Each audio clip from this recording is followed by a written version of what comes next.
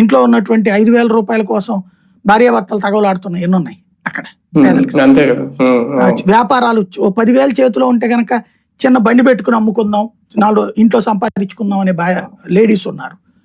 చిన్న వడ్డీ కొట్టి పెట్టుకుందాం అన్నటువంటి.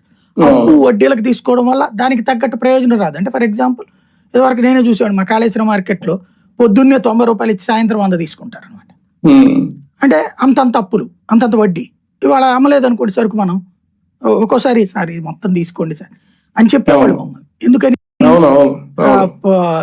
అప్పు తీర్చుకోవడానికి. గిట్టుబాటు కానప్పుడు కనీసం అప్పన్న తీర్చుకుందాం అన్న ఉద్దేశంతో అమ్మేసిన వాళ్ళు బోల్డ్ అంతమంది. అప్పుడు అలాంటి స్టేజీ నుంచి ఆ డబ్బులతో సంబంధం వీళ్ళ ఫ్రీగా ఇచ్చింది డబ్బులు. నేను వ్యాపారం బాగా ఇష్టం నాకు ఒకప్పుడు. ఎందుకంటే నాన్న గుమస్తా తర్వాత షాప్ పెట్టి ఆ షాపు ఇది 4-5 ఫ్యాక్టరీ లీజుకి తీసుకుని ఎంత నడుపుకున్నటువంటి నేను ఈ ఫీల్డ్కి ఇటు వచ్చేసాను. కానీ నాకు ఎందుకని అప్పుడు అప్పులు చేసి వడ్డీలు కడుతుంటే ఎంతమంది నేను పోషిస్తాయి ఒక్క షాపు అప్పటికి. అందుకని నేను అదనపు భారం కాకూడదని యువతలకు వచ్చాక దాని తర్వాత షాప్ నడిచిపోయింది. అదే నాకు అనిపించేది అనమాట. సరిగ్గా కనుక మనకి వడ్డీ లేని క్యాష్ చేతిలో ఉంటే ఆ రోజున మా నాన్న దగ్గరనే లేదా నా దగ్గర, నేను వ్యాపారంలో ఉండేవాడిని, ఇది వచ్చేవాడిని కాదు. వడ్డీ లేని డబ్బులు, సొంత బిల్డింగ్ ఉందనుకోండి, అద్దె లేని బిల్డింగ్ ఉందనుకోండి, వ్యాపారం హ్యాపీగా చేసుకోవచ్చు. ఎందుకంటే మన ఖర్చేం ఉండదు అక్కడ.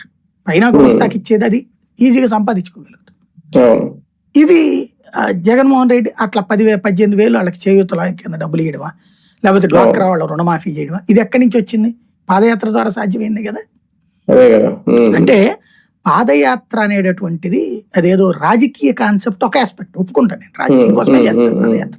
రాజకీయ నాయకుడు రాజకీయం కోసం కాకపోతే పెళ్లిళ్ళ కోసం, పేరెంటాల కోసం చేస్తాను, చేసేది అందుకోసం. కాకపోతే ప్రజల సమస్యల్ని గెస్ చేయటం అనేది ముఖ్యం, క్యాచ్ చేయటం. సరే, ప్రజలకు కూడా పాదయాత్ర అనేది ఒక సెంటిమెంట్ గా మారిపోయింది. పాదయాత్ర చేసిన వాళ్ళే సీఎం అవుతారు అనే సెంటిమెంట్